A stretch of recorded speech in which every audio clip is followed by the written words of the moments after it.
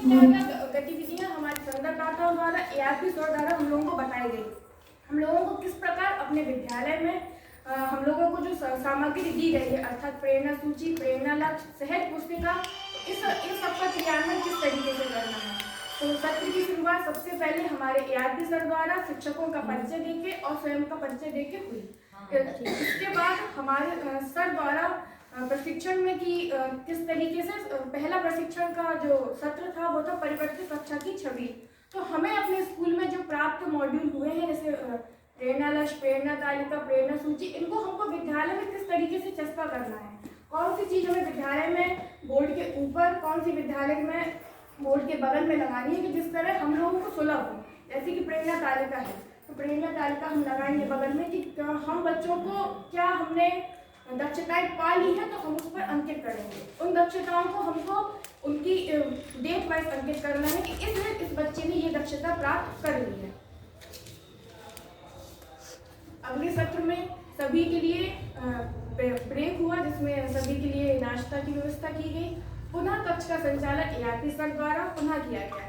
Sir ने हमें फिर बताया कि हमें किस तरीके से दक्षताओं, अर्थात 1 से 3 में 14 दक्षताएं व 4 से 5 में 16 दक्षताएं हैं, इन सभी दक्षताओं को हमें प्राप्त करना है और सर द्वारा हमें निर्देश दिया गया।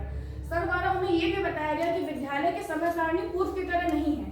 अब मिशन प्रेरणा के तहत जो समय सारणी आई है उसमें कितने सत्र में, मतलब कि पूरे दिन की क्या अवधि है, 40 मिनट का कालांश एक मिनिमम अवधि है कि हमें एक पीरियड में 40 मिनट की अवधि में ये सब्जेक्ट पढ़ाना है। परंतु हमारा मिशन प्रेरणा का मुख्य लक्ष्य है भाषा और गणित। अर्थात सर के द्वारा हमको बताया गया कि भाषा में कितने मिनट का समय है। जैसे कि कक्षा 1 में हमें 40-40-40 अर्थात 120 मिनट का 3 पीरियड में किस तरीके से हमको डिवाइड किया गया कि एक पीरियड में बच्चों को लेखन, एक में पाठन, वाचन, चार्ट, इसके माध्यम से बच्चों को हमें पढ़ाना है। अब और प्रत्येक कालांश की अवधि निर्धारित की गई। सर द्वारा हमको ये भी बताया गया कि स्लाइड के माध्यम से कि सिर्फ पुस्तकीय ज्ञान नहीं, अर्थात हमें बच्चों को पुस्तकालय से भी जोड़ना है। बच्चों को हमें उनके साथ एक्टिविटी करके भी हमें प्रत्येक कालांश को बांटा गया।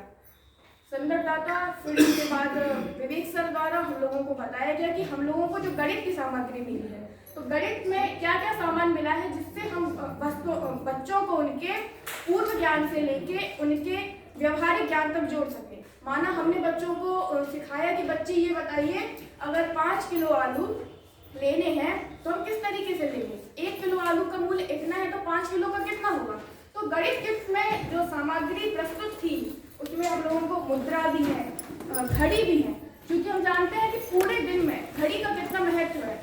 हर चीज घड़ी से चल रही है और पूरे दिन का एक एक सत्र एक एक चीज घड़ी से चल रही है। तो उस किट में घड़ी दी गई है, उस किट में वो आकृतियां दी गई हैं। हम बच्चे से पूछेंगे बेटा आप लोग समोसा खाते हैं, समोसे की आकृति क्या है, जलेबी खाते हैं, जलेबी की आकृति क्या है। तो गणित किट है, गणित हमारे व्यवहार में ही गणित है।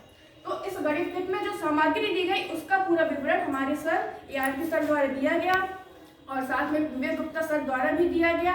और फिर सर द्वारा हमको ये भी बताया गया, विवेक गुप्ता सर द्वारा, कि बच्चों को पूर्व ज्ञान से लेके बच्चों के आने वाले ज्ञान तक कैसे जोड़ना है। अर्थात हम बच्चों का जो पूर्व ज्ञान है वो उनकी ही भाषा में करेंगे, उनकी क्षेत्रीय भाषा में।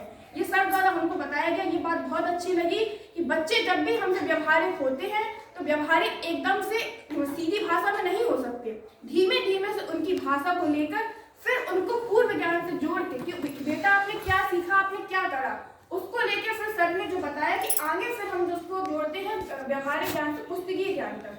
ये सर द्वारा हम लोगों को निर्देश दिए गए, जो सर बहुत अच्छा था। फिर सर के द्वारा बताया गया कि कविता वाचन किस तरीके से करना है। हमको किसी भी चीज को बच्चों को पढ़ाना है तो लय से, तुक से।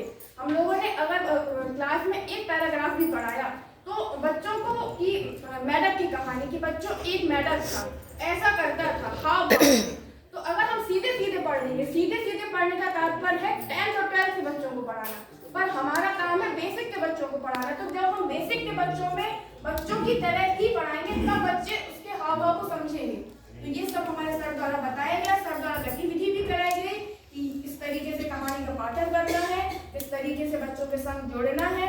ये सब हमारे सर द्वारा बताया गया। फिर हम सब सब लोगों के लिए शासन द्वारा मध्याह्न भोजन का व्यवस्था की गई। उसके बाद फिर सत्र शुरू होता है तो फिर सत्र का संचालन माननीय अनिरुद्ध सर द्वारा किया गया।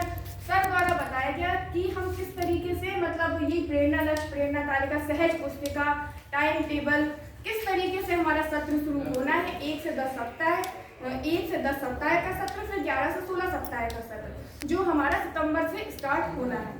फिर सर द्वारा हम लोगों को लेसन प्लान के ऊपर प्रकाश डाला गया कि हमको किस तरीके से लेसन प्लान बनाना है, किस तरीके से लेसन प्लान का क्रियान्वयन करना है, किस तरीके से एक कोई टॉपिक के ऊपर, ये जो चाहे वो टॉपिक कक्षा से हो, पुस्तक से हो, किसी से हो, उस टॉपिक पे अपना लेसन प्लान बनाइए, बच्चों को साथ प्रस्तुतिकरण करिए।